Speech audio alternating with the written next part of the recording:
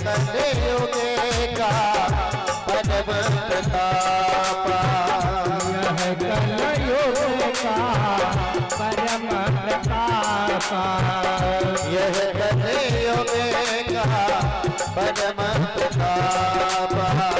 मानस पुण्य होहि नहीं पापा, मानुष पुण्य होय नहीं पापा, मानस पुण्य होहि नहीं पापा। बताया कि मन में सोचने से पुण्य की तो प्राप्ति हो जाती है,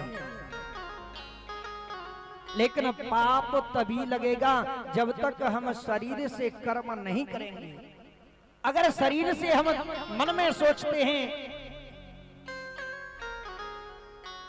कि आज हम कथा में आए हुए हैं भागवत में, और ज्यादातर ऐसा होता है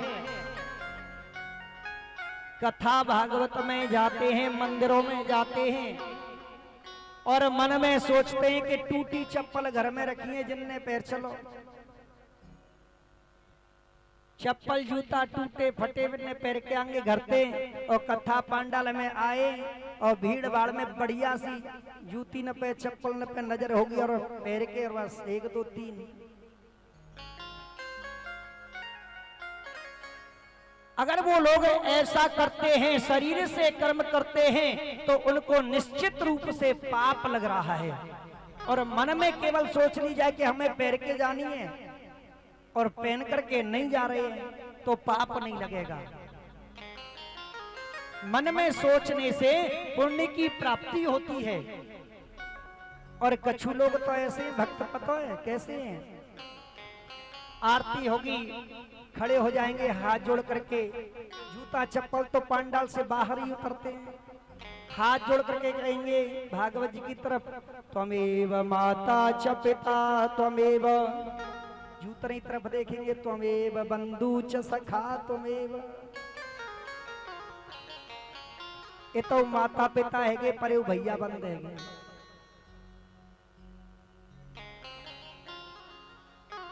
लेकिन यहाँ पर ऐसा नहीं, यहाँ पर तुलसीदास बाबा ने यही बताया कि मन में सोचने से पुण्य की प्राप्ति होती है। ऐसा ये कलयुग का प्रभाव है। इंद्र स्वर्ग के लिए गया और स्वर्ग से सुरभि गाय को लेकर के आया, और उस गाय से, गाय के दूध से इंद्र ने गिरिराज महाराज का दुग्ध अभिषेक किया, दूध से अभिषेक किया। और अभिषेक करने के बाद में उसी दिन से भगवान कृष्ण का नाम गोविंद पड़ा। बोलिए गोविंद भगवान की जय। उसी दिन से कृष्ण का नाम गोविंद पड़ा। गीता में भगवान श्री कृष्ण कहते हैं अर्जुन से कि हे अर्जुन, ब्रह्म भूतः प्रसन्नात्मा न सोचति न कांक्षति, मम सर्वेषु भूतेषु मद भक्तिम लभते परम।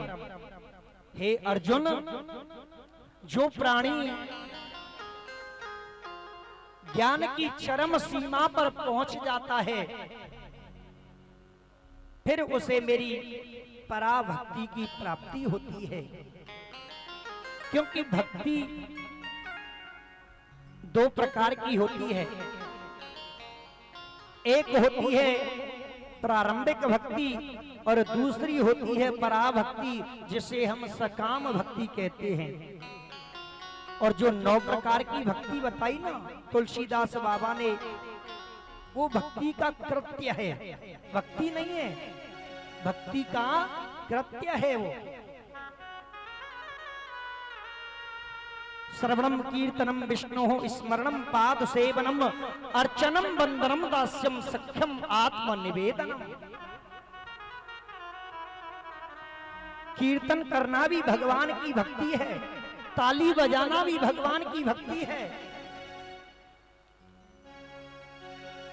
भगवान की कथाओं में मंदिरों में नाचना भी भक्ति है।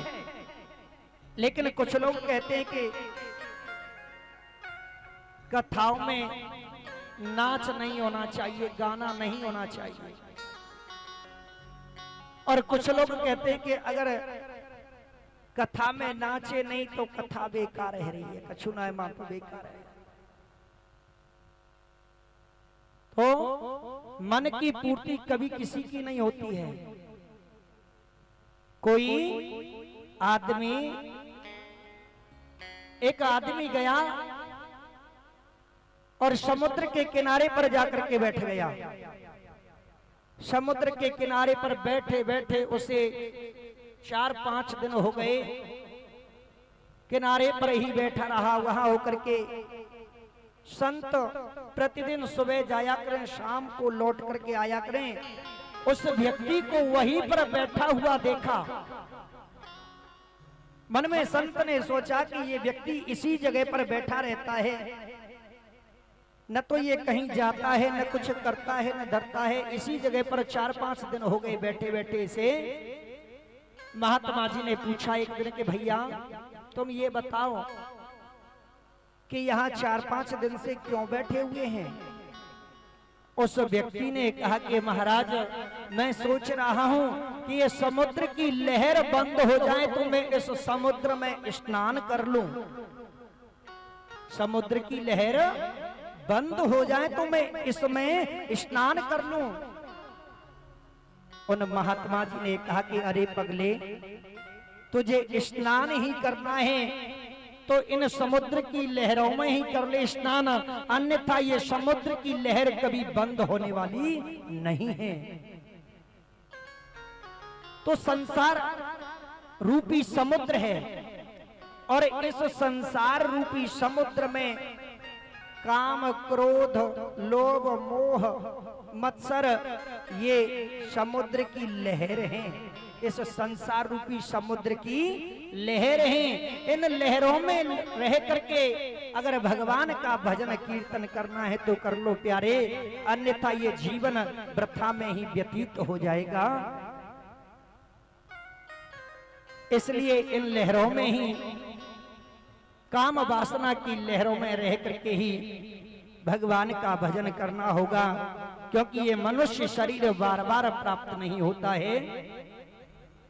कि प्राणी भजले